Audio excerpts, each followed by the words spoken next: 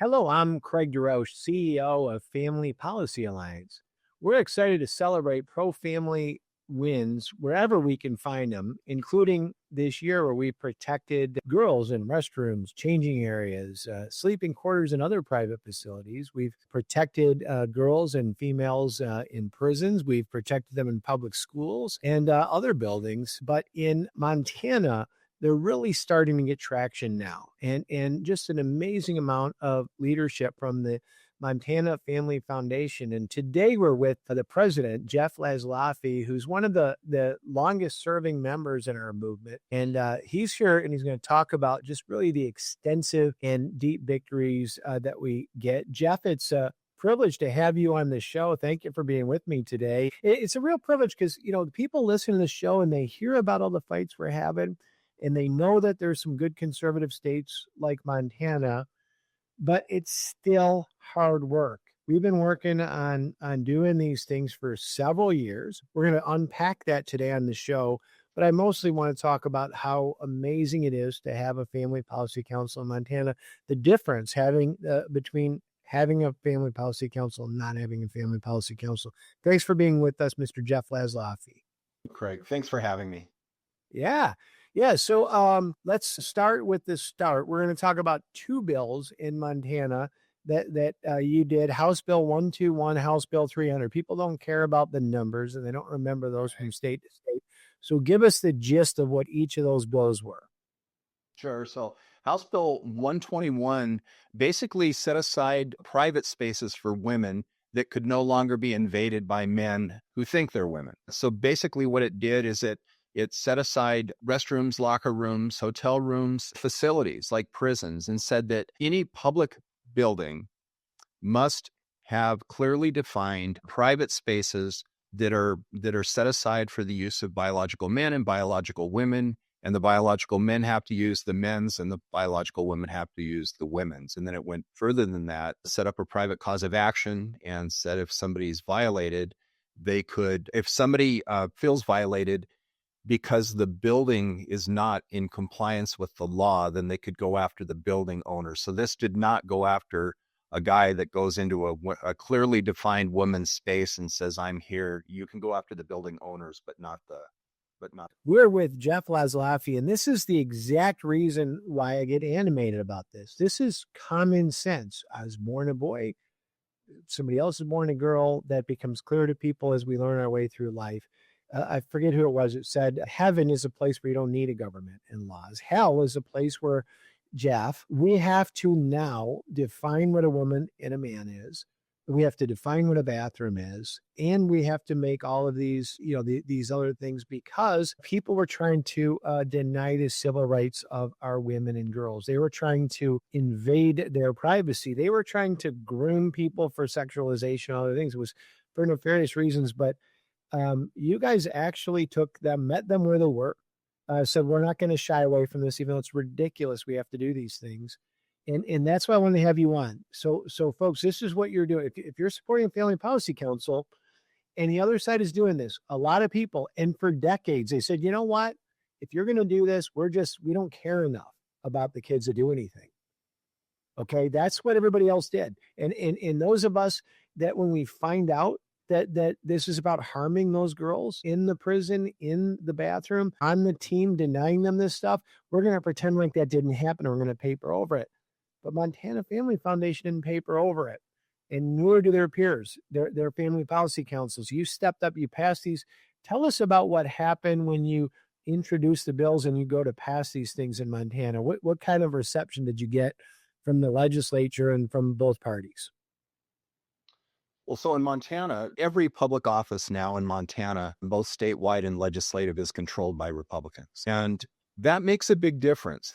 These types of issues don't get traction from the left if the right people are in the driver's seat to begin with, in terms of the legislature and the governor.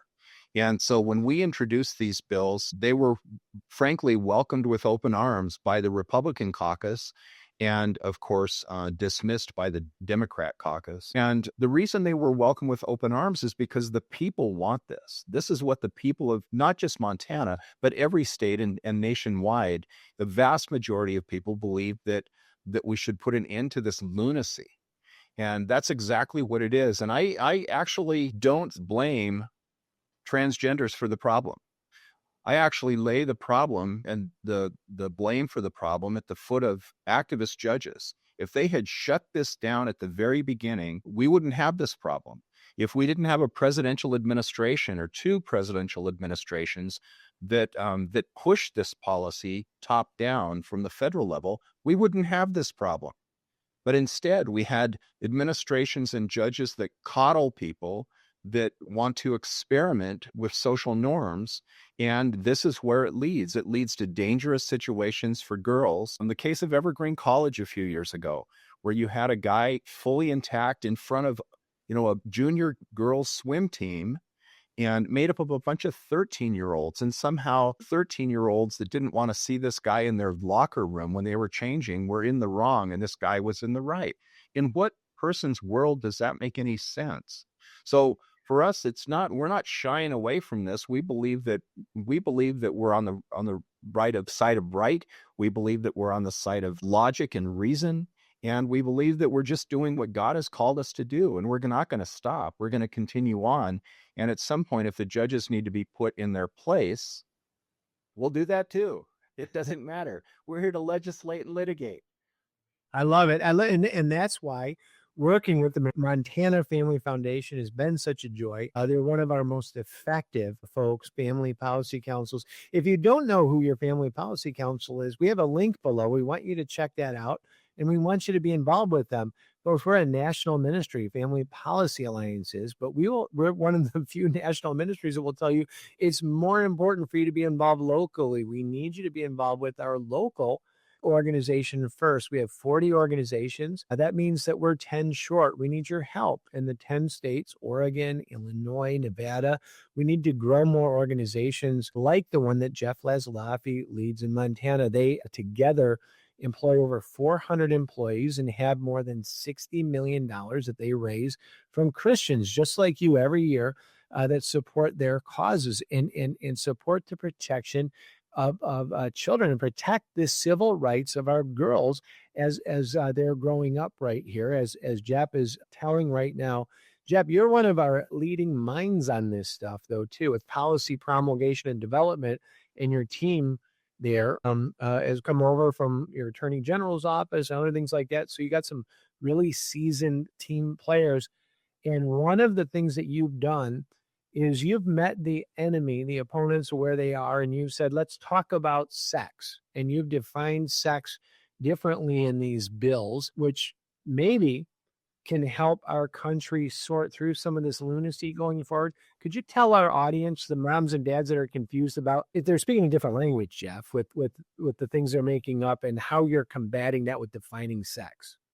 Yeah, so this was the big one. If we knew that if we could define biological sex in the code, then a lot of this lunacy that we talked about would, by definition, have to go away. And so for the folks out there that may not understand the nuance of the issue, the other side always uses the term gender, and our side uses the term sex. And in our case, we mean biological sex. Biological sex is immutable. It's binary. It can't change. There's two sexes, male and female, just as God created us. And it's fairly easy to define. Now, the courts have come in and made it more difficult to define in our case, but we haven't given up, and we're in the process of passing another definition right now, because the definition that we passed in the last legislative session was declared unconstitutional. So we took the judge's direction, and we're back again with a definition that takes the judge's decision into account.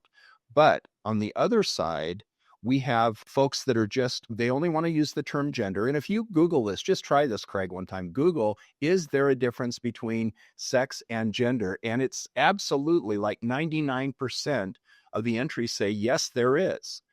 Sex, as I said, is binary and immutable. Gender, for those who may not know, is a spectrum from male to female. So with an infinite number of choices along that spectrum, and that's how you can wind up with Facebook with 138 different definitions of gender, because because really it's not able to be defined. And we actually challenged our opponents in the last legislative session. We said, we're going to define biological sex. And if you want to use the term gender, great. Come forward with a definition and let's look at it. They can't even agree among themselves what a proper definition of gender would be. So I think we should, as a movement, we've stopped using the term gender because it's confusing. We just say sex now, biological sex, and we've just narrowed it down to two different sexes, and that's the way policy should be. It should be easily understood. It should be logical, rational, and that's what the people want, and that's what we're going to give them. And that's why I love talking to you, Jeff. And that's what I wanted to explain that, folks, this is garden talk. And it's garden talk. It's spring out there. I'm not talking about planting your seeds. I'm talking about when the serpent comes into the garden and starts whispering, slithering in and saying things to us like, well, gender is fluid, you know what I mean? And gender is indifferent. And we got to have smart people like Jeff Laszloffy. It took us years to find out what the serpent, the evil one, was trying to get people to question who they are.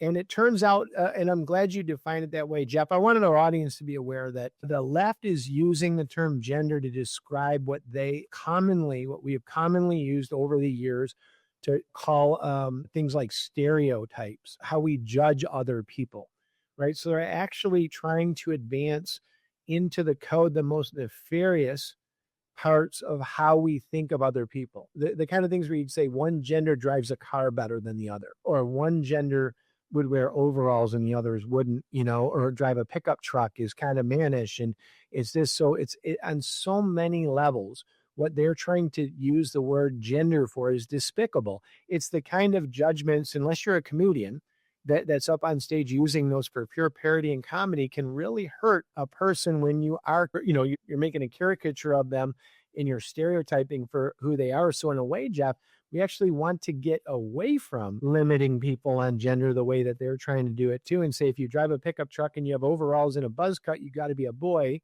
And vice versa too. So in a way, we're actually kind of taking a more liberating view of how a person gets to live their life in America too. Isn't that kind of weird in a way that that's shaping up as well? Yeah, I think that it's important for us not to get caught up in the psychobabble that comes out of the Ivy League colleges. And that's really what we're doing. The problem is that we take these gender studies professors seriously and these definitions they come up with seriously just because they've got a PhD after their name. And folks like me, I'm just a plain old guy. I'm a farmer. I've got friends that are ranchers. One of them said the other day, my kids at the age of 3 knew that cows were cows and bulls were bulls. It's not that difficult, but we've made it difficult because we give too much credence to the other side when they come up with these wacko definitions, and then they want to insert those wacko definitions in laws and get punitive when people refuse to go along with the game. And it's time that people just say enough is enough. And thankfully, we're starting to see from the federal level and the Trump administration pushback, hard pushback that says we're not going to do this anymore. We're going to let sanity return to the debate, and that's helping a lot. It's helping at our level because it's kind of putting the courts into a box. And the judges may do what they want to do, but the other bill that we passed this year was House Bill 300, and what that was a Save Women's Sports bill, our second attempt at that bill.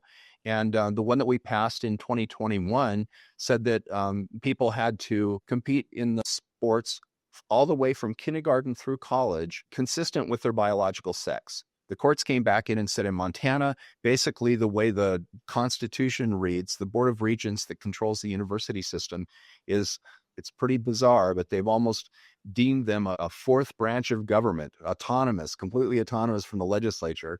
And they said that we couldn't rule in this area, saying what college athletes can do. So that bill remains in effect for K through 12, but was enjoined at the college level. Well, now we have the Trump administration coming in and saying, no, we're not going to allow that at the college level. And despite what the judges want to say, they're saying we're going to withhold your funding. So ball's in your court, no pun intended. You make the next move, but we're going to yank your funding. And all of a sudden, these colleges I would say they're becoming woke. They're waking up and saying, okay. We got there. We're to lose the funding, so we're going to go back to biological males and females in sports. So we need that direction from the federal level, so we're not fighting two battles, one with our local courts and then one with the federal courts as well. Folks, and if you're listening to this right now, things have not changed, right? When President John F. Kennedy said to the University of Alabama, "You need to let Black kids enroll in your university," they said, "Buzz off. It's a states' rights issue, and we don't think Black kids are human." And he went down there with the power of the federal government and said they are human beings. They're residents of our country. They have civil rights prescribed to them in our Constitution, including the 14th Amendment, and we're going to treat them with the full rights. Well, guess what? That's what Montana is doing for girls that are going to college again. And that's because of your support of this movement, folks. We're talking to Jeff Laszloffy. He's the president of the Montana Family Foundation, and they just passed the protection of girls' sports all the way through into college. And that has been, folks, since last summer, an animating issue. And it's one of these issues, Jeff, that is bizarre to me. That it is, I say this, Jeff, like Rosa Parks just beat people to her seat. That's what she got right. Riley Gaines worked for 22 years, tens of thousands of hours to get her seat, to win that NCAA double trophy. Yeah. Why are we having a hard time? Or was it easier this year in Montana to protect girls' sports? Tell us what that was like to finally get that over the hurdle. Yeah, it was interesting. We had Riley Gaines came in and did 2 events for us last fall. And she's so popular. Those events sold out on the save the date card. We didn't even get the invitations out the door. And fortunately, in the crowd were lots of state legislators, members of the House and Senate, local politicians. There were judges in the crowd, and there were also statewide officers, officials that were in the crowd. So the people that need to make the decisions got to hear Riley firsthand, and they were so moved that when we came back in to do this again, we had a lot of momentum going into this. It was very easy to pass the bill. The other side showed up in force and did their normal song and dance, but we just went in there calmly, rationally, and said, listen, this is what makes sense, and this is what the people of the state want. And but unfortunately, because of the way I just mentioned that the courts ruled that we weren't allowed to legislate anything having to do with the jurisdiction of the State Board of Regents, we took another tack this time and we said, okay, fine. We have anti-discrimination laws in the state, and we're going to define men competing as women in women's sports as sex-based discrimination. And we're going to ban that. And so that's what we're doing. It's already become law. I'm sorry, the bill's already been passed. It will become law in October, and we'll see what happens. The other side was ready day one to challenge the first bill that we talked about, House Bill 121. And we assume there will be a challenge again on this one too. And when it happens, we'll be there. Our chief legal counsel used to be the number 2 in the Department of Justice. There you've got the Attorney General. He was the Chief Deputy Attorney General, and he decided to come over and work for us because these issues are so important. And so we've got a powerful legal team. And like I said, we legislate and we litigate. And we enjoy doing both for the benefit of the people. And folks, the only way that we can do that is because you support organizations like Montana Family Foundation. And I want to let you know, these organizations out there, these family policy councils, are nonprofit organizations, which means that they are not for-profit consultants. They are not out buying new yachts after this last election. Ferraris, they're not paying themselves $22 million salaries, but they're out there quietly doing the hard work of protecting families, of protecting the lives of the unborn, our religious liberty, of trying to honor God and fighting for that American idea. And we need your help, folks. 40% of Christians do not vote in the election. And guess what? If we all voted, if we took our bag of talents that the Lord has given us in our country, our state, our school district, and our city, we all own them where you live. If you're an American citizen and said, I'm going to civically participate, we'd have a different country. We'd have a different city where you live. You'd have a different school district. We want you to participate. We want you to learn how to do that. You learn how to do that by getting connected with your family policy council, folks like Jeff Laszloffy and his team. That's why we had him on here. It's easy to do, Jeff. Tell them how to get involved with you and your peers FPCs. There's no charge, you or any of your peers, to get involved as a member of an FPC. Is that right? That's right. Yeah. So in our case, you could just go to our website at montanafamily.org and sign up. You can get our newsletter. We're on the radio. When the legislature's in session, we're on the radio every single day on 43 stations statewide that will allow you to, it's the Montana Legislative Update. It will allow you to keep up with what's going on in the legislature on these critical issues that we're involved in. And then you can come to our banquets. We'll train you. We'll teach you how to testify at the legislature. The most important and I think the most impactful testimony in any legislative session comes from regular people that legislators don't see all the time. We have a lobbying team. Our government affairs team is at the Capitol all day, every single day when the legislature is in session. They're widely recognized that they're good at what they do. They're a face that legislators see every single day. When we're in a hearing and someone that they don't see, just a regular citizen, steps up to the podium and gives a heartfelt testimony about an experience that they've had, those legislators lean forward and you just see them listening more intently. And we always finish our legislative update every day and have for nearly 25 years by saying this government is your government and your input does make a difference. And we say that because it's so true. Yeah, and folks, if everything that Jeff is saying is true, and we get the benefit of experiencing it every day by being involved in the movement. The Lord said when he was on this earth, you'll know it by its fruit. Archimedes, the mathematician, said if you have a lever big enough, you can move the entire world. And in our movement, we've had the privilege of seeing that. Protecting girls' sports, we started that in 2017. We did not start that after Elon Musk spent $250 million on ads. We did that in 2017. Jeff Laszloffy, myself, hundreds of people, thousands of partners. Folks, we've been canceled from our banks. We've been canceled from insurance companies. We've had one of our offices firebombed on Mother's Day. We haven't even been able to use CRMs and technology to be able to bring something that is now polling at an 85 to 15% issue of common sense, as Jeff is talking about.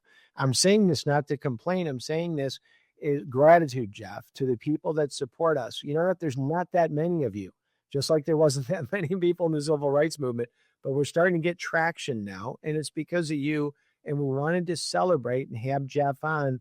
It's because of your support of this movement. All of you that are listening today, that we now are protecting girls' sports in more than half of our country. Jeff, that's what we wanted to have you on and celebrate. We're in more than half of our country. We're protecting girls' sports today. And we just want to encourage people to get involved with your family policy council. Jeff, as you take us out from here, I do think that last fall was just a flash in the pan, or do you think it's the social conservative, the Christian conservative issues that are going to animate and be a part of our elections for the next decade? Oh, I think in front of us is a huge opportunity. We're finally getting to the point where people realize that they have to be involved for the sake of their children and grandchildren. And all we do is facilitate that.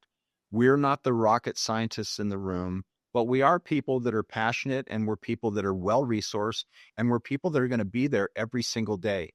Our our cycle, I guess, a yearly cycle, used to end basically when the legislature left town at the end of a legislative session. Now it's just beginning. As I said, we legislate and we litigate. And as soon as the legislature leaves town, the other side files suit against all the bills that we've passed, and our legal team goes to work. So this never ends anymore. This is a battle, and it's important that people see it as the war that it is. It really is a war for the hearts and minds, as Dr. Dobson once said, for the hearts and minds of our children and grandchildren. And this is a winner-take-all game. And if people really care about their kids, their children, their grandchildren, it's time for them to rise up. And Craig, they are. I mean, they really are. You saw that last February, and I think people are just feeling a sense of urgency now, and we're glad that they are. And we'd like to have as many people as possible join the cause. We need you from your lips to God's ears, Jeff Laszloffy. Folks, if you want to get involved, if you don't like what you're seeing in our country, but you know what happened last fall, folks, we won. We're in control. We are winning. We're beating back the evil one everywhere. And you want to be involved in that. Stop what you're doing. Sign up with your local family policy council. Join the link below. We will help introduce you there. We need you. We're winning now, but we need to chase the evil one off of the field. Our youngest, our children are being sexualized or being targeted. We need to protect them in policies, from pornography to sports to all sorts of things. And we've already been able to do this because of your help. Thank you.